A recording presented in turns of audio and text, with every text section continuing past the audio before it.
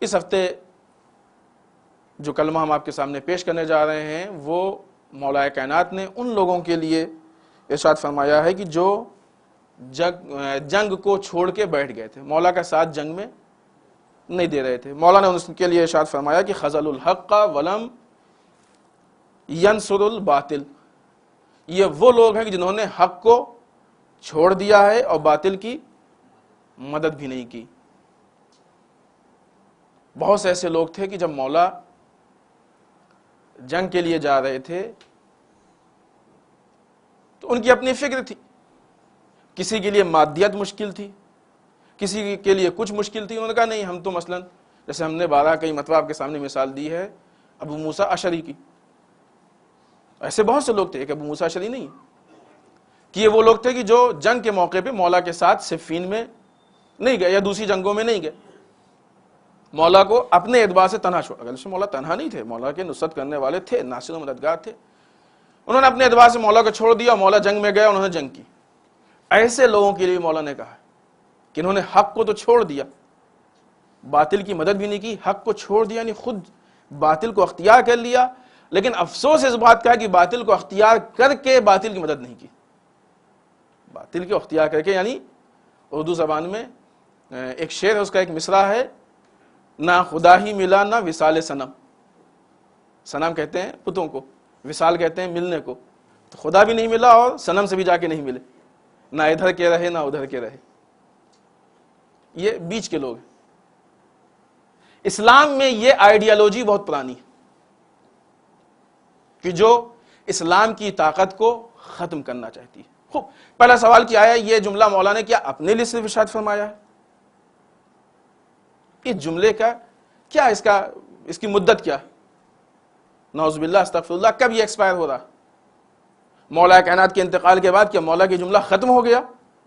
کہیں مولا کا جملہ مولا کی شہادت کے بعد کسی کام کا نہیں ہے تو پھر یہ عجیب بات ہے، پھر مولا کے ہر جملے کے لیے سوچنا پڑے گا سوائے اس کے کہ کسی خاص موقع کے لیے ہو۔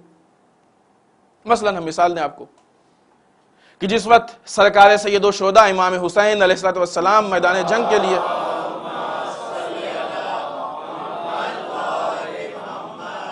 تشریف لے جا رہے ہیں، ایک بہت بڑی تعداد ایسے مسلمانوں کی ہے کہ جو نہ امام حسین کی نصرت کے لیے گئی نہ امام حسین کے مقابلے میں یزید کے ساتھ گئے۔ کون لوگ تھے یہ وہی بیچ والے تھے، نہ ادھر کے نہ ادھر کے۔ پتہ ہے نا آپ کو، یہ آئیڈیالوجی ہے۔ جناب مسلم بن عقیل کوفے میں تنہا ٹہل رہے ہیں، جب تک کوئی خطرہ نہیں ہے، البتہ ہوتا کیوں؟ دیکھیے ہر چیز کا جواب تاریخ میں، ہر چیز کا جواب تاریخ میں۔ یہ آئیڈیالوجی، یہ فکر پیدا کہاں سے ہوئی، کیوں پیدا ہوئی؟ کم سے کم 3-4 گروہ، بہرحال جتنا وقت ہے مختصر، کچھ اس ٹائپ کے لوگوں کو بھی جو اس طرح کے ہوتے ہیں۔ سب سے پہلے وہ لوگ ہوتے ہیں کہ جو خشک مقدس ہوتے ہیں، سوکھا تقوی، جس کو لفظی معنی سوکھا تقوی یعنی ظاہری تقوی، ان کے پاس حقیقی، کیوں؟ اس لیے کہ حقیقی تقوی کو نہ یہ کہ جان بوجھ نہیں، سمجھ ہی نہیں پاتے ہیں یہ حقیقی تقوی کیا۔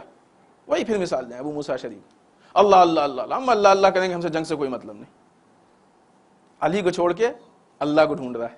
سوچئے کتنی بڑی حماقت ہے۔ یہ خشک مقدس ہے۔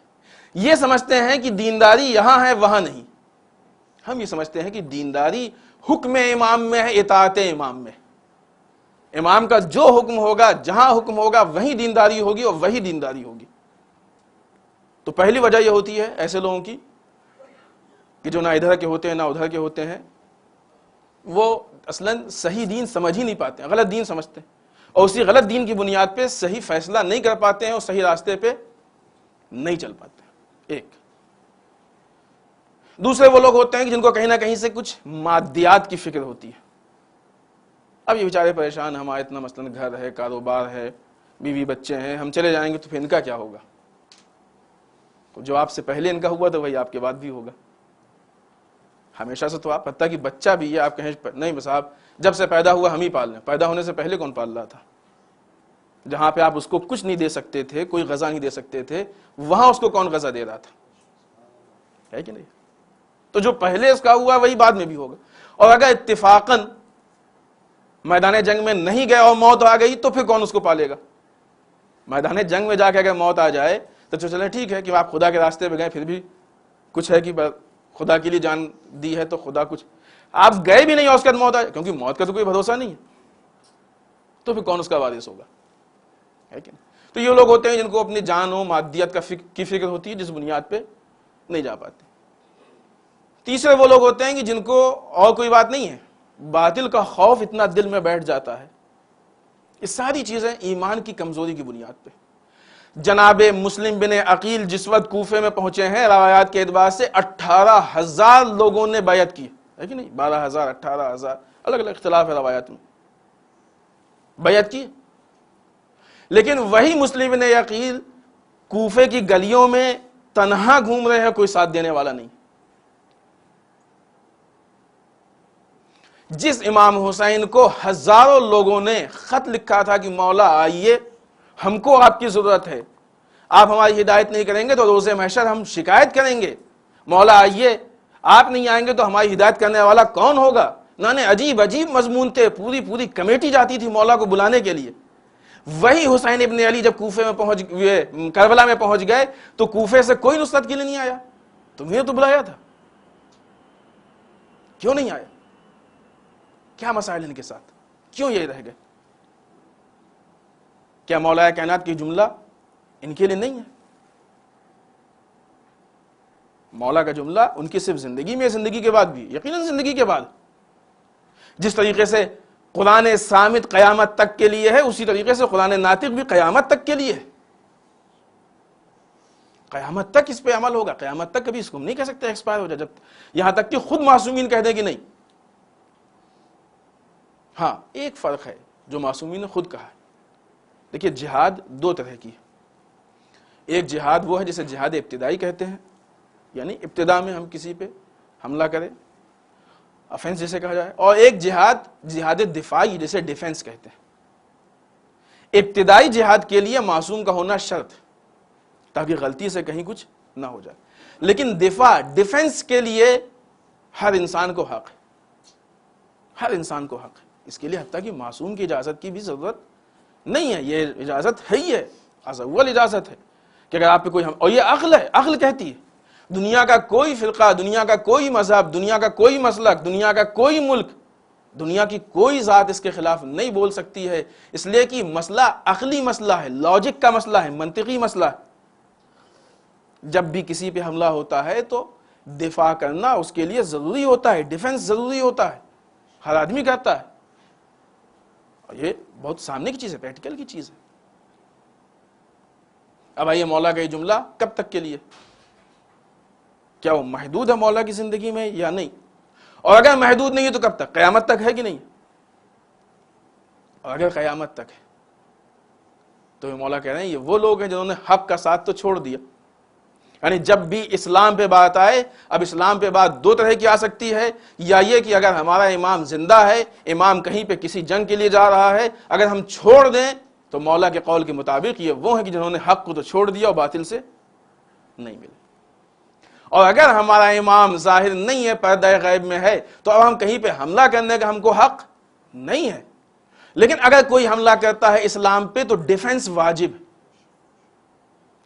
خب اسلام کا ڈیفنس کون کرے گا؟ جو اسلام کا اپنا ہوگا نا، جو اسلام کا اپنا ہوگا وہی تو ڈیفنس کرے گا۔ یہی وجہ تو ہے نا کہ جب بھی حملے ہوئے ہیں اپنا ہی کوئی کھڑا ہوا ہے۔ روز اول جب دعوت ذوالعشیرہ میں رسول چاہتے تھے کہ اعلان اسلام کریں اور لوگوں نے راستے کو روکنا شروع کیا، تو وہی محسن اسلام جناب حضرت ابو طالب کھڑے ہوئے اور انہوں نے رسول کی مدد کی۔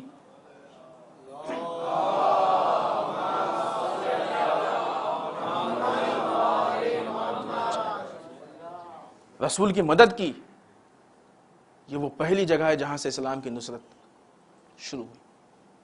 پھر اس کا دیکھیے آپ، چاہے جو جنگ کا میدان ہو، جہاں بھی ہو، اولاد ابو طالب کے خون سے کوئی میدان خالی نہیں تھا۔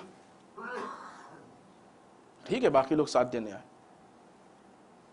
اور آج بھی جب بھی کوئی بات ہوتی ہے تو یا ایمان ابو طالب بولتا ہے یا اولاد ابو طالب بولتی ہے، تب ڈیفنس ہوتا ہے۔ ہم ایک ایک موقع کو نہیں گنانا چاہتے آپ کی نگاہوں کے سامنے، حتیٰ کہ سلمان رشدی تک کے مسائل کو دیکھ لیجیے آپ، ابتدا کہاں سے ہوئی۔ تو یہ ڈیفنس ہے، ڈیفنس ہر ایک پہ واجب ہے۔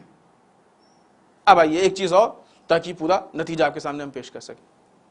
امام نے کیا کہا کہ ان لوگوں نے حق کو چھوڑ دیا، یعنی حق کے ساتھ نہیں ہے، چھوڑنے مطلب یہ نا ساتھ چھوڑ دیا، حق کا ساتھ چھوڑ دیا اور باطل کی نصرت بھی نہیں کی۔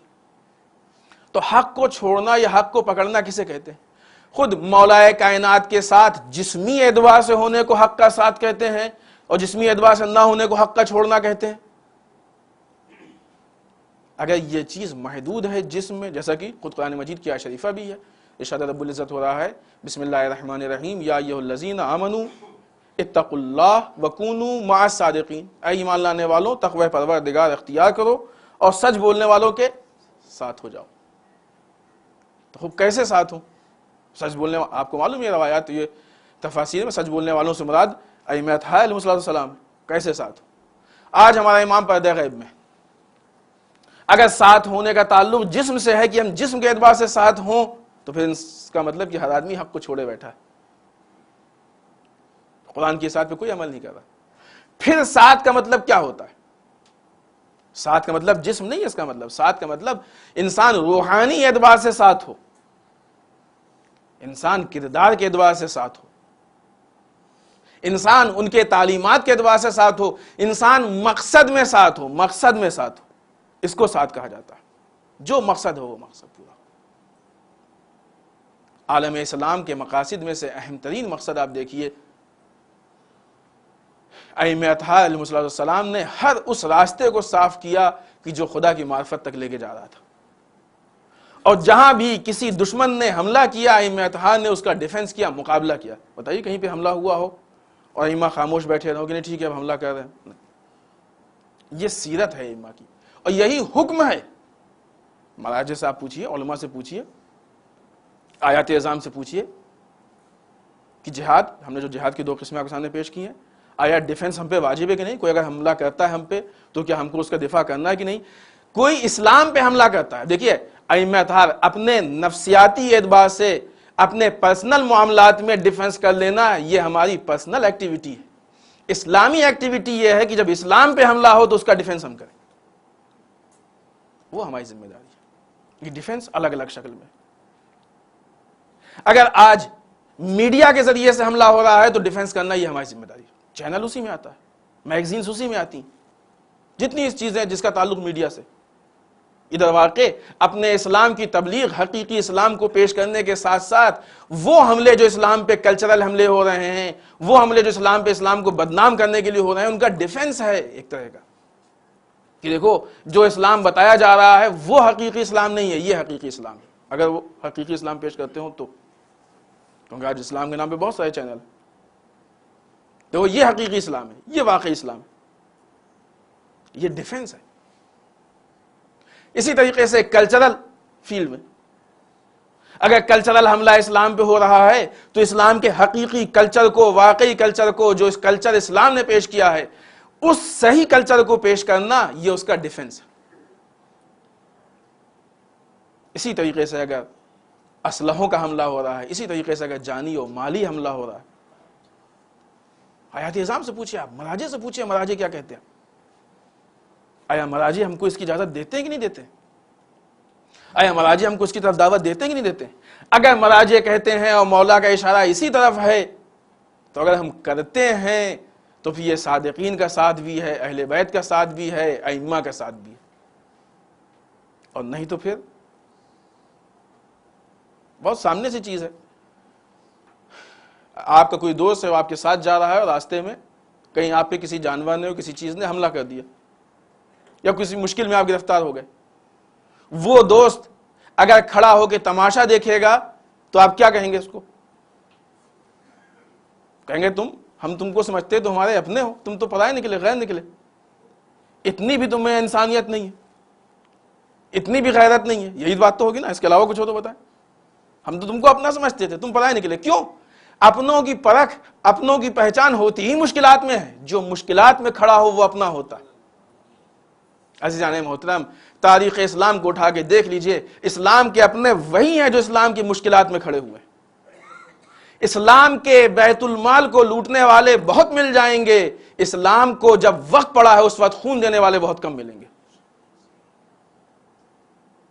یہی اپنے اور پرایوں کا پہچان ہے۔ آپ بھی دسترخوان بچھائیے، بہت سے آئیں گے کھانے کے لیے، لیکن جب آپ کو ضرورت پڑے گی اس وقت آپ کی ہیلپ کرنے، مدد کرنے، وہ آئیں گے جو آپ کے واقعی اپنے۔ یہی مسئلہ بے عینی ہی اسلام کا ہے۔ اگر ہم بالفرض اس روایت کو نہیں مانتے ہیں، وہ ساری چیزیں، کم سے کم عقل کہتی ہے کہ اگر اسلام پہ حملہ ہو رہا ہے ڈیفنس کون کرے گا، دفاع کون کرے گا؟ اور اگر ہم بیٹھے ہیں ڈیفنس نہیں کر رہے ہیں، اس کا مطلب کہ ہم نے اس بات کا ثبوت پیش کیا ہے کہ ہم ان اپنوں میں سے نہیں ہیں بلکہ صرف فائدہ اٹھانے والوں میں سے ہیں۔